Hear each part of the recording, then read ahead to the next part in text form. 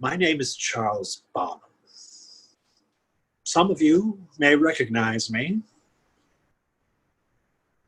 Space Cadets, Triage, The Deborah Hudson Show. Not that I'm here to share my resume. I probably shouldn't be mentioning it at all. Who knows what may happen, right?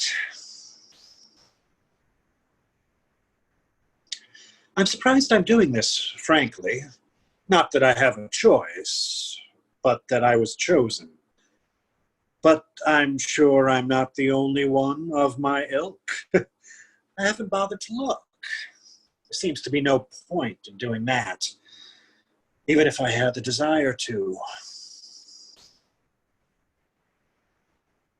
At any rate, here I am, in my apartment, in Cold Springs, and I'm here to entertain you.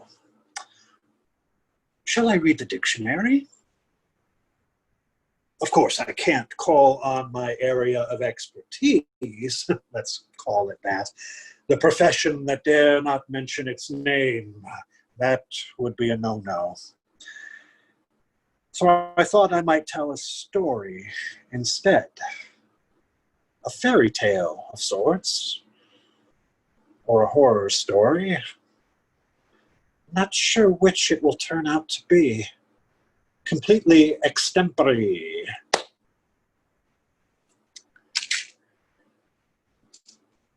Sit back and enjoy.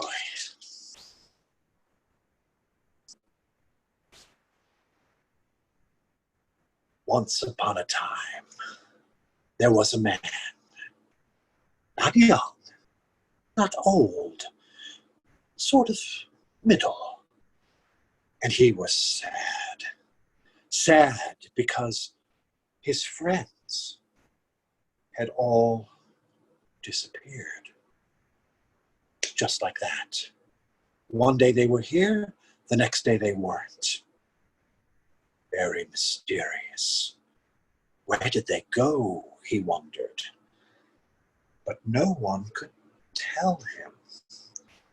No matter who he asked, no matter how many times he asked it, no one, not a soul, could tell him where his friends had gone.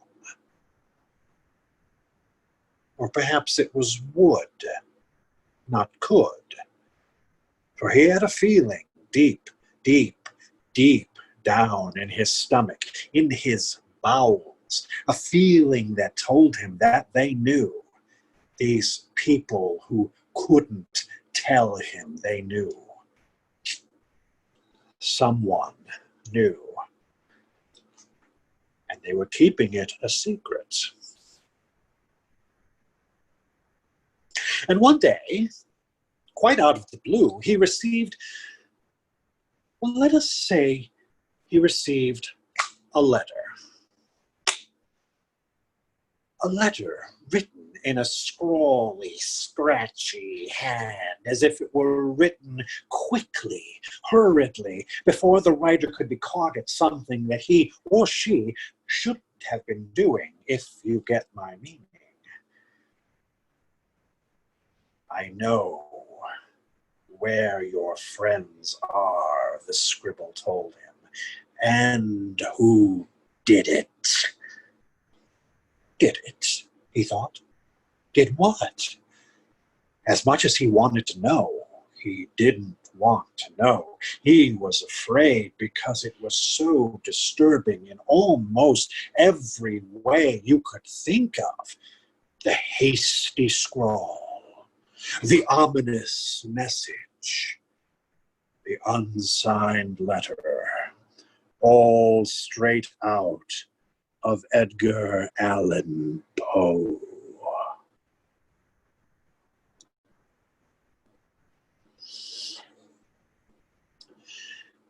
You see, the man's friends were more than just friends. Not greater than, but more than.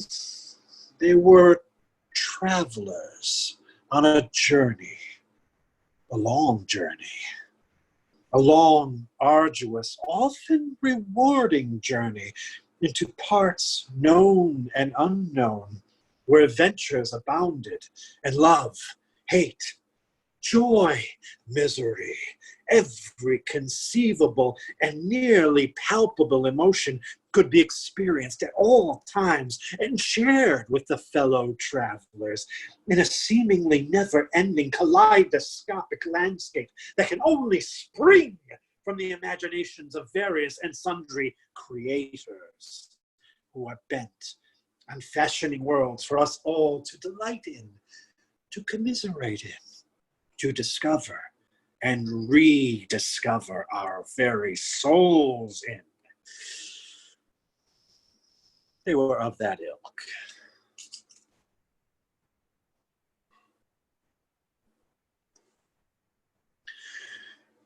He had his suspicions, and he was loath to rely on this anonymous sender for evidence of any kind.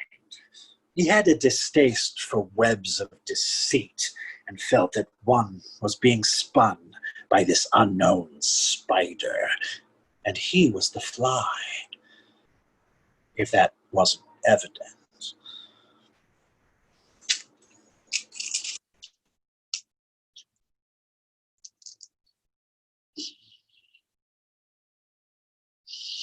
His suspicions, they were founded on rumors and whispers and other clandestine activities that seemed to indicate that something was in the wind, something horrible.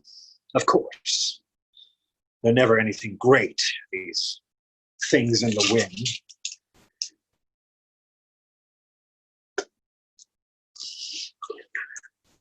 He was in danger.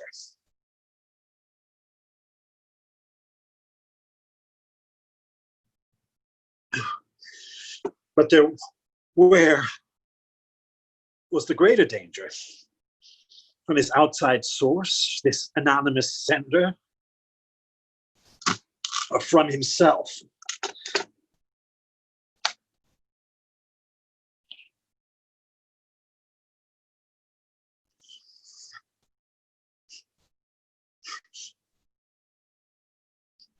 He didn't know.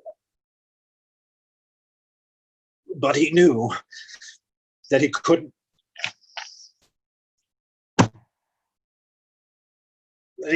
live much longer without his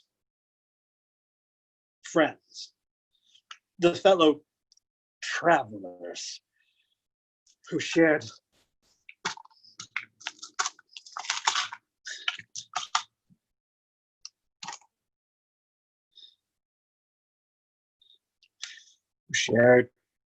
this special world.